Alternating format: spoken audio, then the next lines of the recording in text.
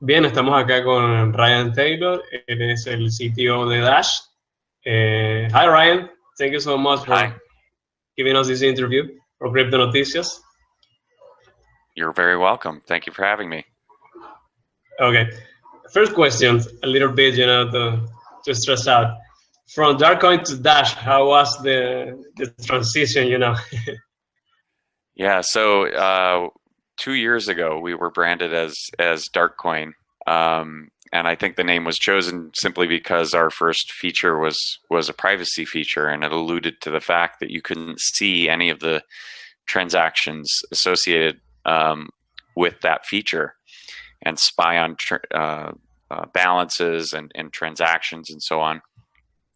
But as we started to evolve into much more than a single feature coin, uh, the name was holding us back and causing perception issues. And so, given that a lot of the features that we'd rolled out, like instant send, that allowed instant transfers of funds, and are actually much more popular with our users, it made sense to transition to a name that reflected both the fact that we're fast as well as what we're aiming to be, which is digital cash. And so Dash kind Right. of naturally made sense.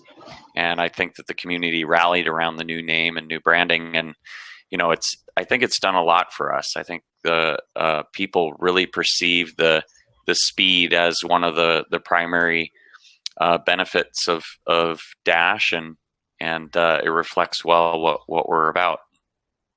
Yeah, you're completely right. Just to make clear to some of our readers and viewers, what are the main difference between Dash and Bitcoin? Well, today we are a fork of Bitcoin, first of all, which means that we benefit from all of Bitcoin's ecosystem in terms of ease of integration with existing systems that are mostly built around Bitcoin, right? But we've built a few things on top of that that make certain types of transactions more secure and more private.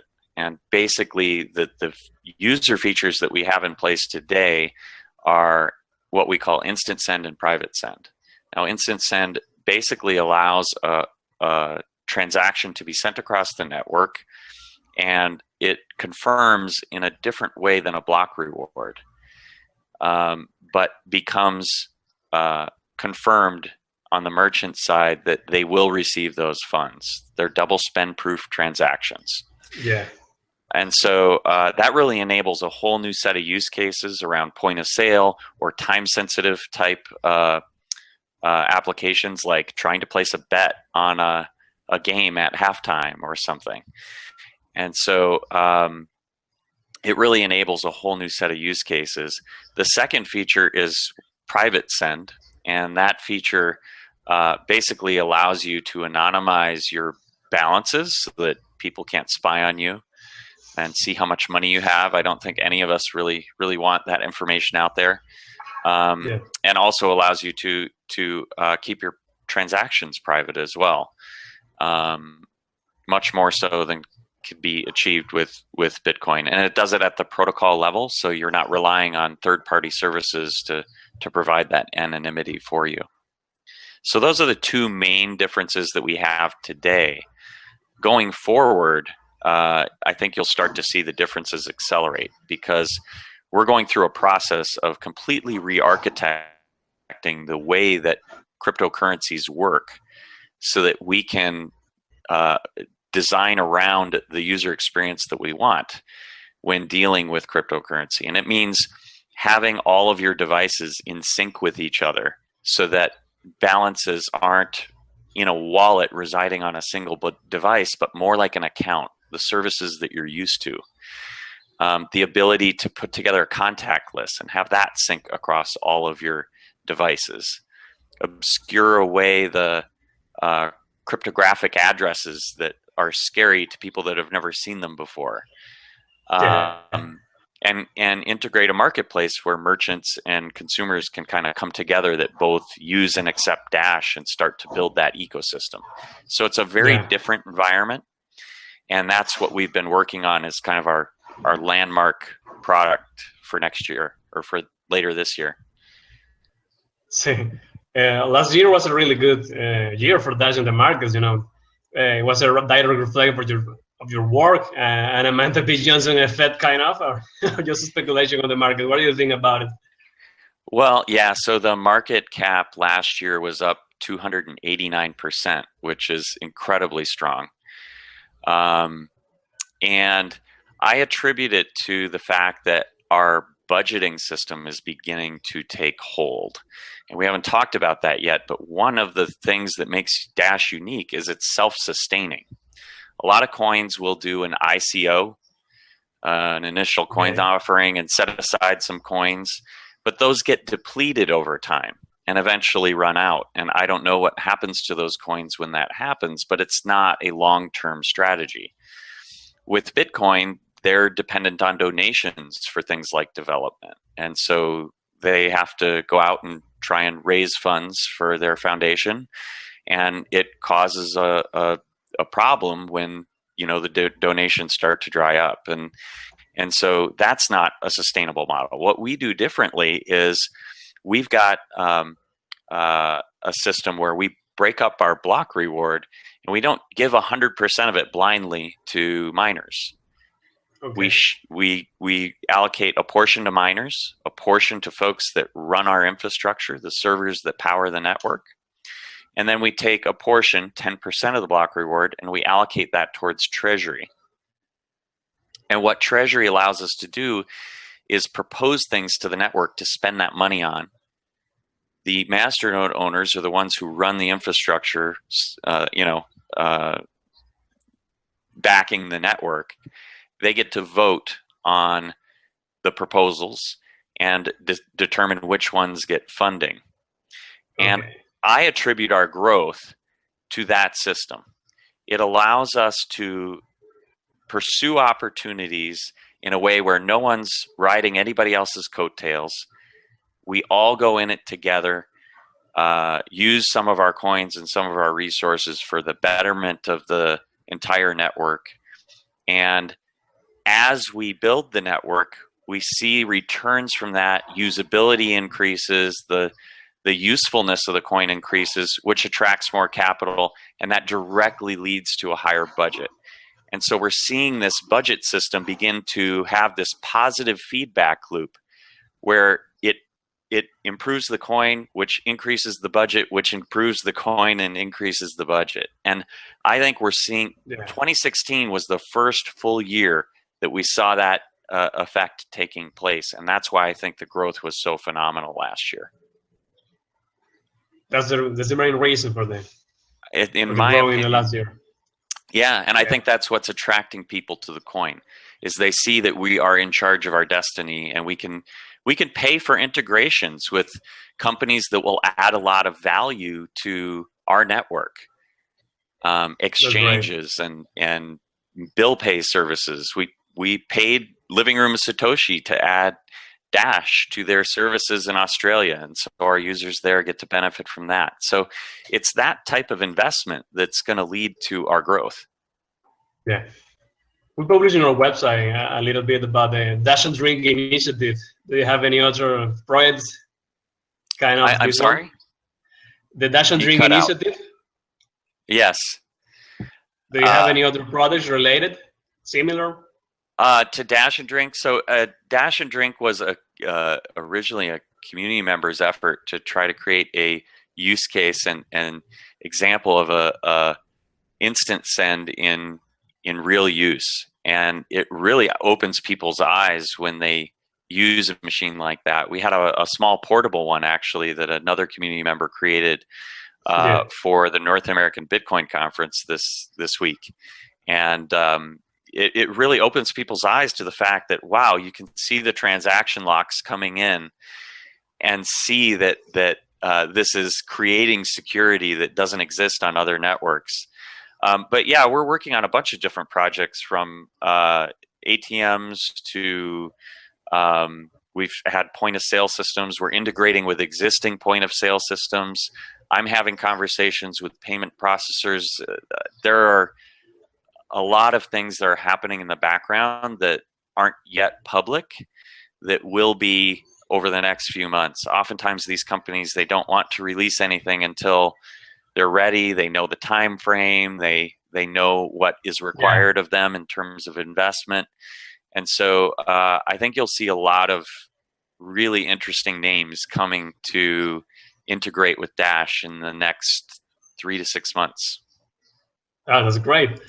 What is the actual situation for Dash? I mean, the company, where it feels right now? Are you maturing? Are you trying to evolve to new ideas? Where do you feel right now? Yeah, so we're growing so fast that, in my opinion, our biggest challenge is organizational growth and being able to do that as efficiently and effectively as we can. When you're growing this quickly and adding people to the team as quickly as we are, it can become a challenge to try and deploy those resources efficiently right away. It takes time for people to come up to speed, figure out how to work together well when teams and responsibilities are changing between people regularly. And so, our biggest challenge is just being able to grow as an organization. Onboarding developers takes a while because the code is complex. It takes a while for them to learn their way around and start to, deliver value. So, in many ways, our growth is our biggest issue. It's a great problem to have, right? Yeah. Honestly, the throughput of new business partnerships, we need to work on that too, because we have a lot of opportunities, but not necessarily the same capacity to deal with them. And so, it's those types of things that are a real challenge for us right now. Okay. Tell us a little about your latest update, the 12.1 version of your software. Yeah, so the team has been working incredibly hard for a very long period of time on this one. It's our first major release in about 18 months. Almost 18 months. And so it contains a lot. There are a lot of new technologies that have never before been introduced to cryptocurrency. Now, I think that most of those technologies are foundational technologies necessary to deliver evolution, our long-term, flagship product. So there won't be as much noticed by end users in this release. There will be some improvements. For example, our private send feature will function much more quickly in this version. We also have greater stability and some other improvements that are being made. But most of the changes are foundational changes to the technology that will allow us to deliver on our next iteration. The other piece that they will notice if you're a masternode owner, for example, is we'll be able to make changes to our governance model to allow us to scale. If you think about where we started with our governance model, you put in a proposal at a project level and everybody votes on it. And that works great when you can fit, 20 projects in your budget. It doesn't work so great when you can fit 120 in your budget. And masternode owners can't be expected to properly evaluate all those. So we need mechanisms to be able to deal with that. Initially, we will roll out a system that mimics what was available in 12.0. And we'll have the community or the masternode owners, our shareholders, basically approve any changes from there of how the system could function better, so that we're doing it in a fully decentralized way and in a way that can be revoked if it doesn't work well. And so we're just trying to figure out ways that we can modify the system, learn and improve it over time in a way that's very quick and doesn't require us to relaunch a new version every time that we want to make a change. That's great. Plus Dashcore, you also updated Evolution. We heard a little bit about Evolution. Do you think the Evolution had the potential to change the way that cryptocurrency's adoption is growing right now? Absolutely. That's the whole point of Evolution, is being able to reach entirely new customers and folks that would never have considered using a cryptocurrency before. We want to make it as easy to use as possible and as familiar as possible. And that's what required all of this work to re-architect everything.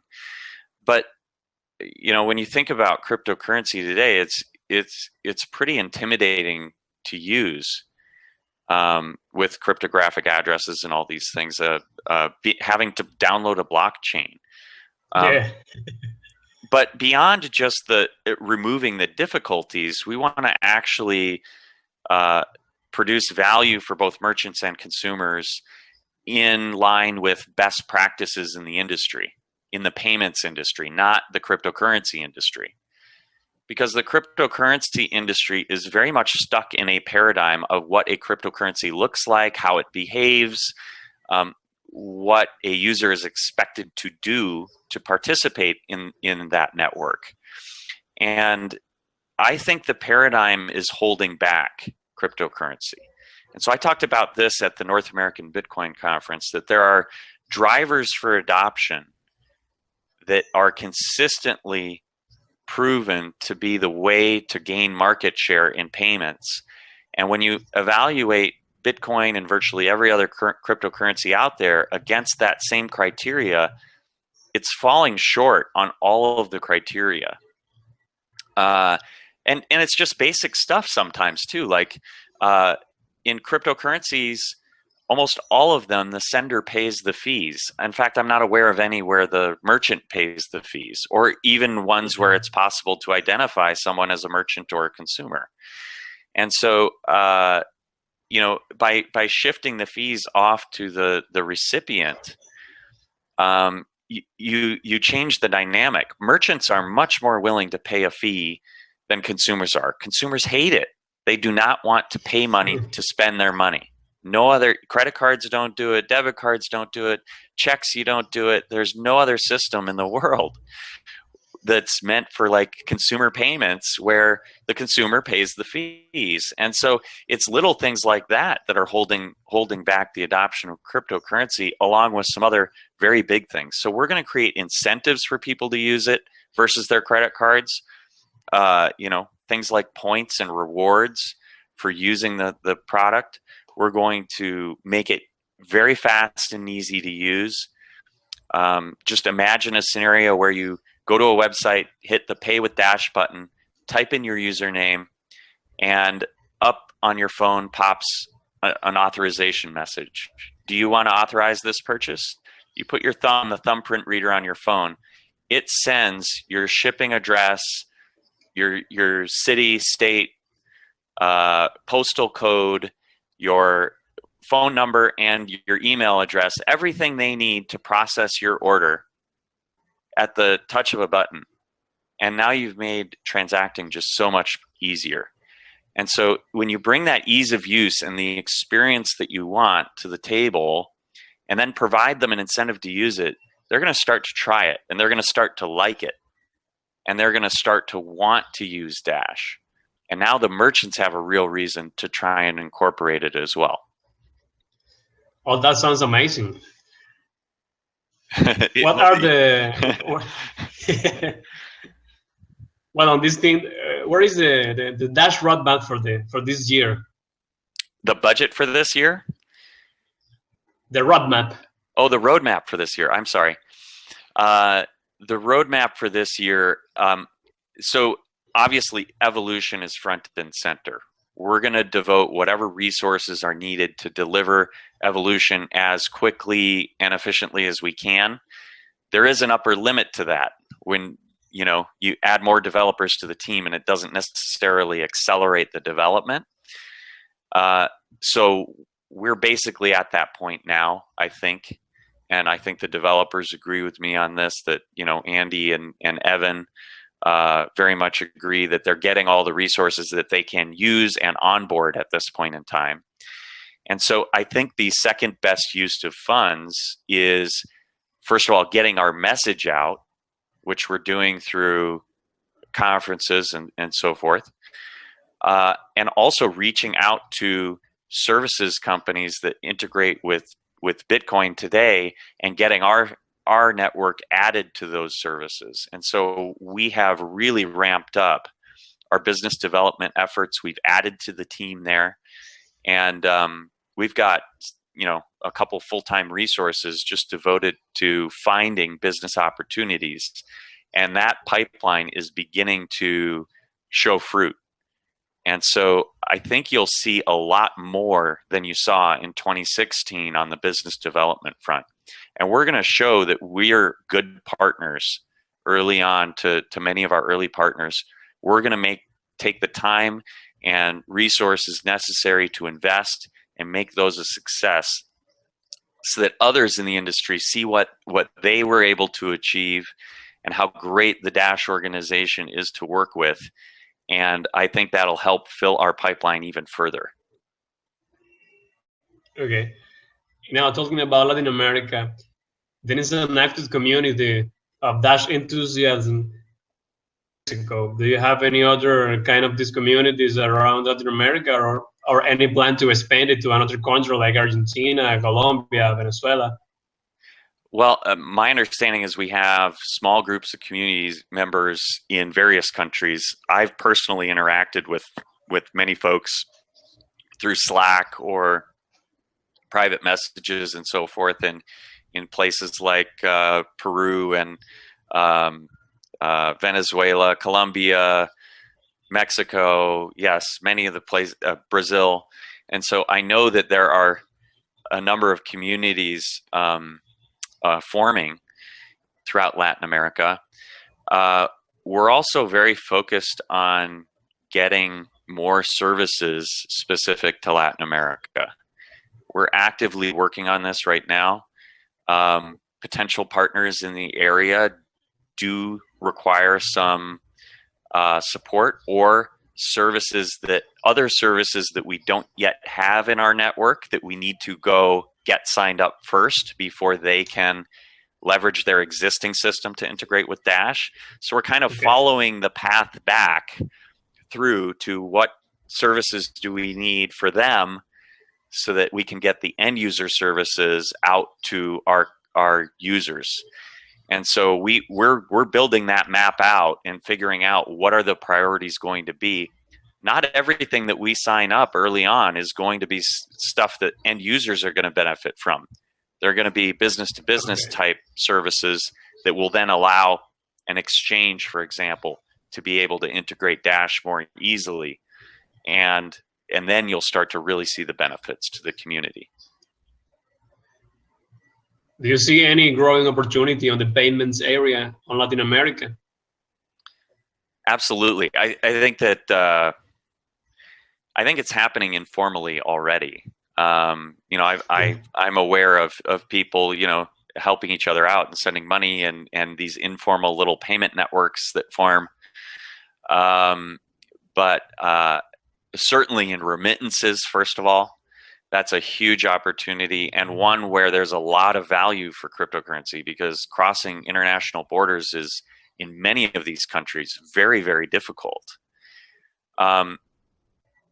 But beyond that, I think that as you sign up some more of these services where people can cash out, now you've got basically an international payment network where you can send someone Dash that can then cash out for their local currency and then be able to facilitate cross-border purchases and so forth within this region. There's a lot of countries, they largely operate in a very isolated way when it comes to, purchasing online and so forth. I know that solutions like PayPal are out there, but they don't always work between specific country pairs and so forth. This is a network that will work across the entire region and in a pretty seamless way. So it actually doesn't take that many of these services to sign up. We're targeting a few of them that get us a lot of countries and a lot of trading pairs all at once. And so I think you'll see it open up here over the course of the next year for sure, if not sooner. That's good. Is there some exchange that make Dash and Fiat exchanges right away directly without having Bitcoin or another cryptocurrency as a middleman or something? Not in Mexico and not in the rest of Latin America that I'm aware of. I'm not aware of any direct pairs today. It's one of the reasons we're working on that, right? It's an important aspect to make sure that that users can transact directly in their local fiat.